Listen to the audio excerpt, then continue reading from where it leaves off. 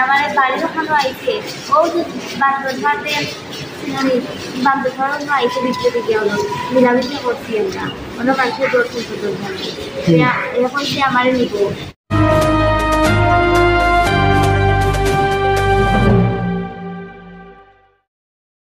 কৈলাসহর শ্রীনাথপুর এলাকায় প্রেমিকের বাড়ির সামনে প্রেমিকা নিজের গলায় ব্লেড দিয়ে কেটে ও শরীরের মধ্যে আগুন ধরিয়ে আত্মহত্যা করার চেষ্টা নিয়ে তীব্র চাঞ্চল্য ছড়িয়ে পড়েছে গোটা এলাকায়।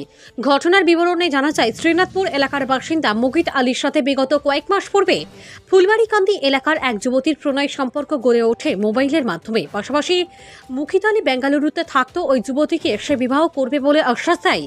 বিগত কয়েকদিন পূর্বে সে তার নিজের বাড়িতে আসে এবং ওই যুবতীর সাথে তার বেশ কয়েকবার শারীরিক সম্পর্ক গড়ে ওঠে। অভিযোগ, এরপর নাকি মুকিত আলী ওই যুবতীকে এড়িয়ে যাওয়ার চেষ্টা করে, এমনকি ওই যুবতী তাকে ফোন করলে সে ফোন রিসিভ করতো না বলেও যুবতী জানায়। গোটা বিষয়টা যুবকের পরিবারের লোকেরা জানত। শুক্রবার দুপুরবেলা ওই যুবতী মুকিত আলীর বাড়িতে গিয়ে ওঠে এবং ওই যুবককে বিয়ে করার জন্য, কিন্তু ওই যুবক ও তার পরিবারের লোকেরা তাকে মেরে ফেলার হুমকি দেয়। এমনকি মুকিত আলী ওই যুবতীকে বলে, আমি তোমাকে চিনি না, তোমার সাথে আমি বোন হিসাবে কথা বলেছি। পরবর্তী সময়ে ওই যুবতীর রাগান্বিত হয়ে মুকিত আলীর বাড়ির সামনে একটি ব্লেড দিয়ে তার নিজের গলা কাটে এবং শরীরের মধ্যে আগুন ধরিয়ে দিয়ে আত্মহত্যা করবে বলে।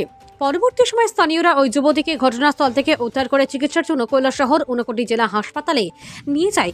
বর্তমানে ওই যুবতী কৈলাসহর ঊনকোটি জেলা হাসপাতালে চিকিৎসাধীন। ওই যুবতীর সংবাদ মাধ্যমকে জানায়, অচিরেই মুকিত আলীর বিরুদ্ধে কৈলাসহর মহিলা থানায় একটি লিখিত অভিযোগ দায়ের করবে ওই যুবতী। কৈলাসহর থেকে শুভঙ্কর দাসের রিপোর্ট, RTV ত্রিপুরা।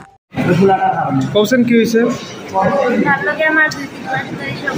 কতদিনের? 2-3 মাস।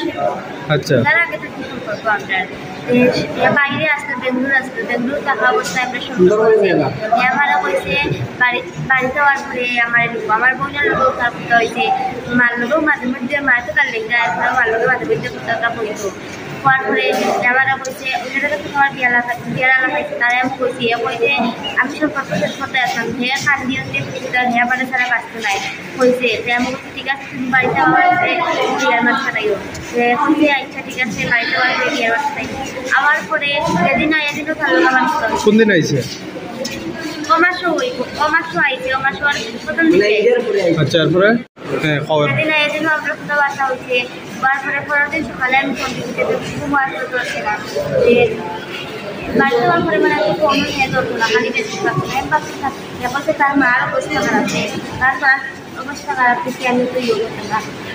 একদিন আটটা যদি আমার ফোন দিয়ে আমার দেখতো ঠিক আছে আমি বলছি দেখতাম মধ্যে একটা বাড়ির ওখানে আমার বাড়ির ওখানেও আইছে ও বান্ধব মাঠে বান্ধব আইসে বিক্রি গিয়ে হলো মিলামিশা করছি আমরা অন্য মানুষের দর্শন এখন সে আমার নিব আর বাড়িতে যাওয়ার থেকে গিয়ে আমার নিব বলছে ভাইয়া আসা দিদি রাখতে রাখি আমাদের ওটা পঞ্চাশ যদি চাই না টাকা নিচে এখন সে ওটা 50,000 টাকা টাকা ওতে আমি 5,500 করে দিলাম।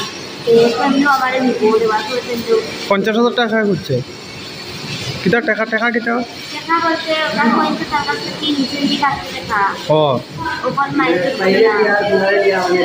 আচ্ছা, এখন তুই ছেলেটার নাম কিতা? বাড়ি কই? তোমার বাবার নাম কি? তোমার নাম? তোমার বয়স 17? হে কি করে? অবিবাহিত না নি? হ্যাঁ, আচ্ছা। তো আজকে তুমি কেন আত্মহত্যার পথ বাঁচতে কি হয়েছিল? আজকে আমি তার বাড়িতে গেছি যে আমার যারা সেদিন তারা বাড়িতে গেছিলাম বিচার হয়েছে বিচার হওয়ার বাদে তো অস্বীকার করে আমার চিনে না বাদে কইছে আমার নেপুর পুজো নিয়েছে বাদে কইছে নেপুর নিয়ে আমার দিলেছে কিন্তু নেপুর বিশেষ করে নেপুর আমার কোনো তার কাছে রয়েছে মানে হ্যাঁ তোমার এখন বিবাহ করতো না হইতেছে অস্বীকার করে আমার নিত না। তুমি এখানে আত্মহত্যা বই হিসাবে কথা হয়েছে কতদিন বলে বই হিসাবে কথা হচ্ছে। তো এর লেগে তুমি ঘটনাটা কোন জায়গাতে ইয়া করছো? সারা বাড়ির ওখানে এবার তোমার খেয়ে উদ্ধার করছে কোনো আনছে অন তুমি কিতা চাও? আমি চাই আমাদের ক্ষতিপূরণ দিত। তোমার সাথে কয়দিন সেই রকম কাজ করছে? আচ্ছা, এমনি তো। আর তোমার সাথে তার পরিচয় কিভাবে? পরিচয়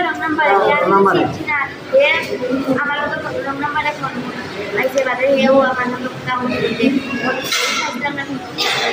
বলতে কথা বলতে ও আমি ভাবলাম যে আর মোবাইলও দিছে একটা তাই মোবাইল করতে সময় কতদিন হয়েছে তার লগে সম্পর্ক? রোজা রাখতে গেলে মানে আমরা নামাজ গেছিলাম নামাজ হ্যাঁ এখন কি তুমি থানাতে কেস দিবা তার